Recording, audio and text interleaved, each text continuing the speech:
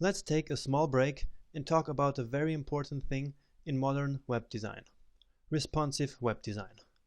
You have probably heard of it by now. So, in this lecture, we will set up our project so that we can easily build a responsive website. So, what is responsive web design?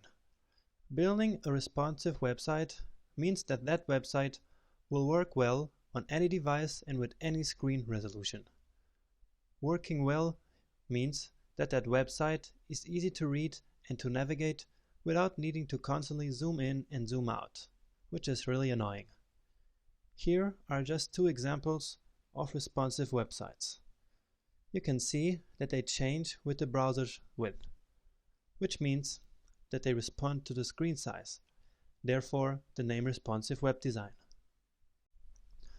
According to Google, 50% of all internet traffic already happens on mobile phones, and this will even increase in the future.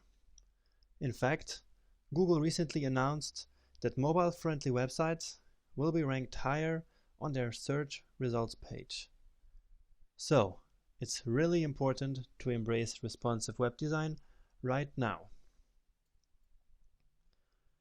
So, there are three main ingredients to responsive web design. First is the fluid grid. In the fluid grid, all layout elements are sized in relative units, like percentages, instead of absolute units like pixels. In the CSS section, we used a static layout and defined width with pixels. Now we are leaving that behind and work with percentages. We will set up this fluid grid in a minute. And the same goes for images, so as to prevent them from displaying outside their parent elements. And finally, media queries allow us to specify different CSS rules for different browser width. With media queries, we can target different devices like mobile phones and tablets and make the website respond to their screen size. So, now that we know the main ingredients to responsive web design, let's go back to brackets and set up the fluid grid. We will then build our website using that grid in the next lectures.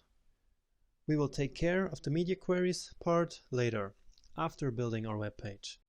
While we build the web page, it's just important that we always use the grid. Now, the fluid grid we will use in this course is based on this little responsive grid system, which claims to be spectacularly easy responsive web design.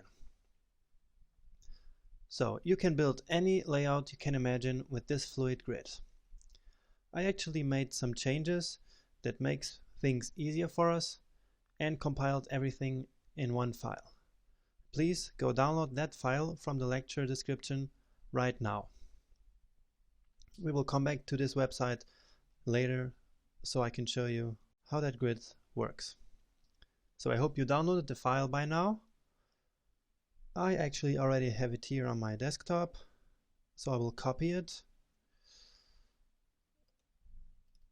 And then we put it in the vendors folder, because once again, it's a file that we got from the internet, and then in the CSS folder. And here we go. Alright. So now, back to brackets, let's include that file. I'll do it here. Again, before the style CSS, which is our CSS file.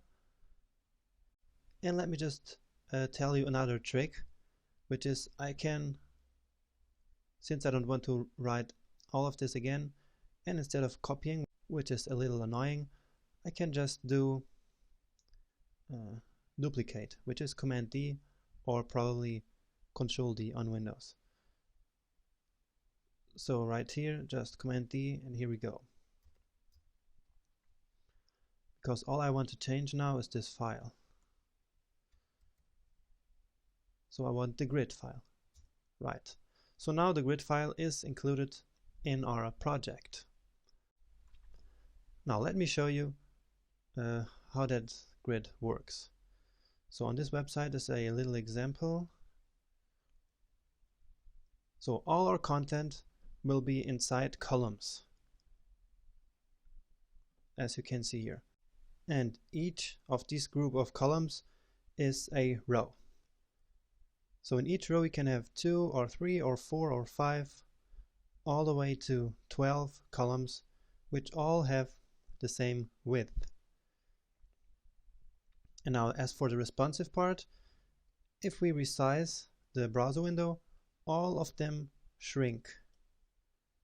And that means that they are defined with a relative width, because their width is always relative to the browser window. So they get smaller and smaller as I decrease the browser window.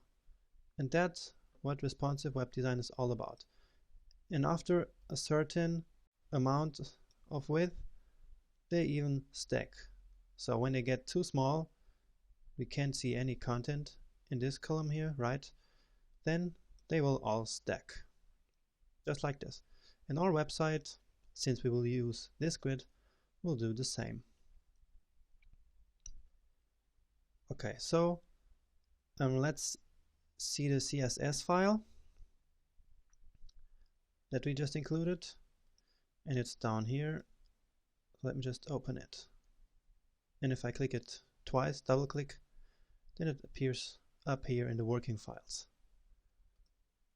So we have a row and columns, and then different spans.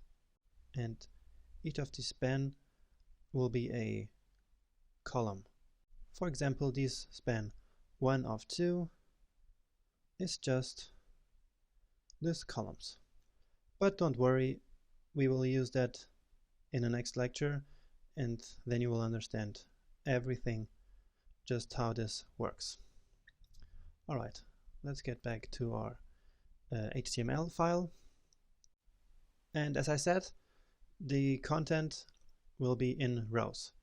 So let's just define the row. I will simply call it row. And what I want for this row is a maximum width of 1140 pixels, just as we used in our previous project. So this is the only value that will have an absolute value in pixels. We will define all other layout margins and paddings in percentages and not in pixels. And now I also want to center this row on the web page, so all our rows will be centered. So do you remember how we did that? We'll just say margin, and then to center a container inside another container. As you remember, we set the left margin to auto and the right margin to auto.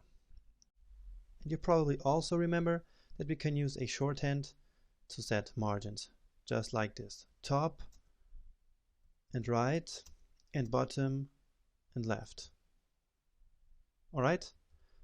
But there's an even simpler way of doing this. So let me show you that as well, which is we can say 0 and auto, and then top and bottom will be 0, and left and right will be auto. So let me delete this, and now this row will be centered.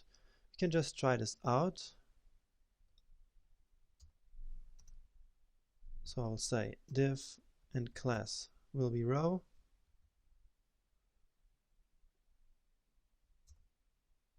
Alright, just put this here, and let's see how this looks like. Okay, you see it's perfectly centered. So now we have everything in place, so we can start building the first section of our web page, which will be the header. So don't wait and join me in the next lecture.